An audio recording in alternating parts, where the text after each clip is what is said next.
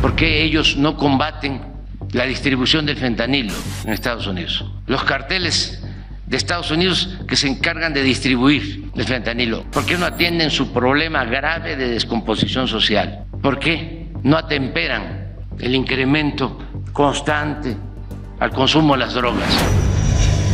El problema de las mafias, narcos, drogas y adictos en Estados Unidos no es un simple juego de palabras. Se trata de una realidad alarmante y compleja que la sociedad enfrenta. A pesar de que este tema ha estado presente durante más de medio siglo, ha sido ignorado por muchos medios de comunicación y también en los pasillos de la Casa Blanca.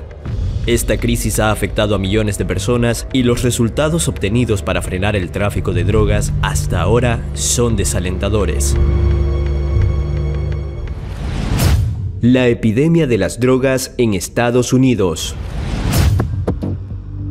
La realidad que casi nadie ve del país norteamericano es cientos de consumidores en estados deplorables por su adicción a los estupefacientes como el fentanilo, heroína y todo tipo de opioides.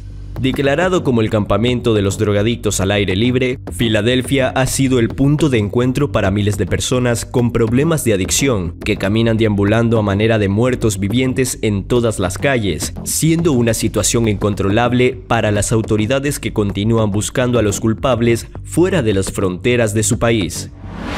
Estados Unidos, ¿el país sin carteles de la droga?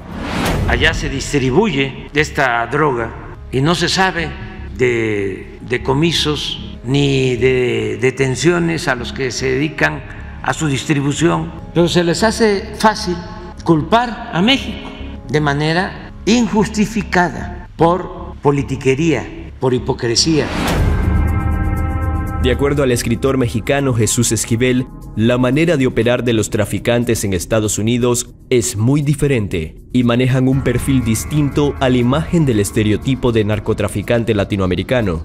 En una sociedad económica y tecnológicamente desarrollada como en Estados Unidos, no hay carteles, sino pandillas y narcotraficantes independientes. Mientras un cartel mueve toneladas de estupefacientes al entrar al país, son miles de estadounidenses los que se encargan de repartir esas toneladas en partes cada vez más pequeñas, como si se tratara de una telaraña que crece sin control alguno. El gobierno de Estados Unidos y la narcopolítica. Expertos perciben que la guerra contra las drogas de Estados Unidos se enmarca en una estrategia de militarización que beneficia al poder financiero y genera violencia en los países donde actúa en alianza con los carteles. Pero, ¿cómo nace esta alianza? El narcotráfico y la política se inició en la guerra de Vietnam, cuando la CIA utilizó aviones para transportar opio y financiar la guerra en Laos y Camboya, que luego se convirtió en una guerra farmacológica, donde los soldados estadounidenses se suministraban una variedad de drogas como heroína y LSD, detalla el investigador Lucas Kamiensky. Cuando los soldados estaban volviendo a Francia, llevaban consigo algo de hachís. En muchos casos era una cantidad enorme, y cuando llegaron no dejaron de consumir. Al revés, popularizaron la droga.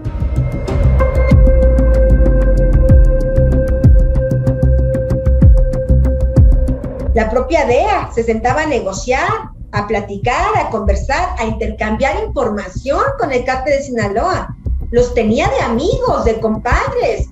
El Mayo Zambada es una de las principales fuentes de información de la DEA.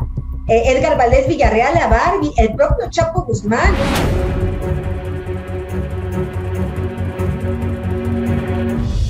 Según el periodista colombiano Alfonso León, la relación entre el narcotráfico y la política se mantuvo en las guerras ilegales y coloniales de la nación norteamericana, y en la década de 1980, la CIA transportó cocaína y crack a través de los carteles del narco en Colombia y México para financiar a los Contras, un grupo mercenario que luchaba contra el gobierno sandinista en Nicaragua.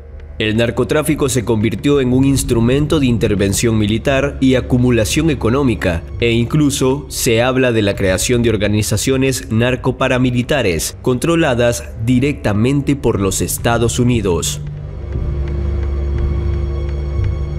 Incluso una investigación publicada en San José Mercury News explica que la Central de Inteligencia Americana, CIA, estuvo involucrada en la creación de la epidemia del crack en barrios afroamericanos de los Estados Unidos. Otro escándalo fue la revelación del periodista estadounidense Michael Ruppert sobre la petrolera de origen norteamericano Halliburton, quien estuvo involucrada en operaciones especiales relacionadas con el contrabando de heroína en Irán y el control del 70% de la heroína que ingresaba a Europa Occidental por el Ejército de Liberación de Kosovo durante la intervención militar de los Estados Unidos en los Balcanes en los años 90. Dick Cheney, gerente general de la petrolera Halliburton, como secretario de Defensa de Bush durante la Operación Tormenta del Desierto, también dirigió operaciones especiales que involucraban a rebeldes kurdos en el norte de Irán. La principal fuente de ingresos de los kurdos durante más de 50 años ha sido el contrabando de heroína desde Afganistán y Pakistán, a través de Irán, Irak y Turquía. Lucha o control. ¿Cómo confiar ciegamente en elementos de la DEA cuando está demostrado de que muchos de ellos mantienen o mantuvieron vínculos con la delincuencia organizada?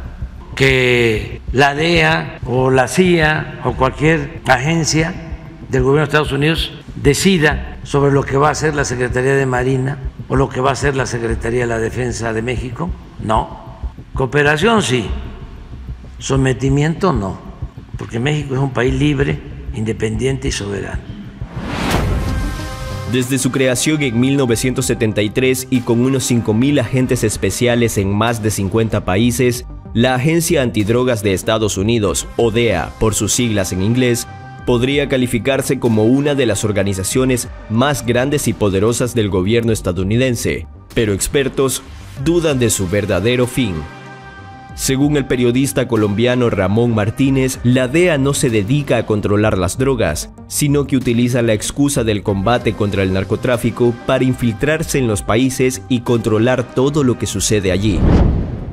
Un ejemplo de gran claridad es Colombia, con sus amplias e históricas relaciones con el país norteamericano, donde a pesar de contar con la presencia de personal militar estadounidense en al menos 7 bases militares y los estrictos controles en las fronteras sudamericanas y norteamericanas, toneladas de sustancias ilícitas continúan entrando a Estados Unidos y salen fuertes cantidades de dinero ilegal.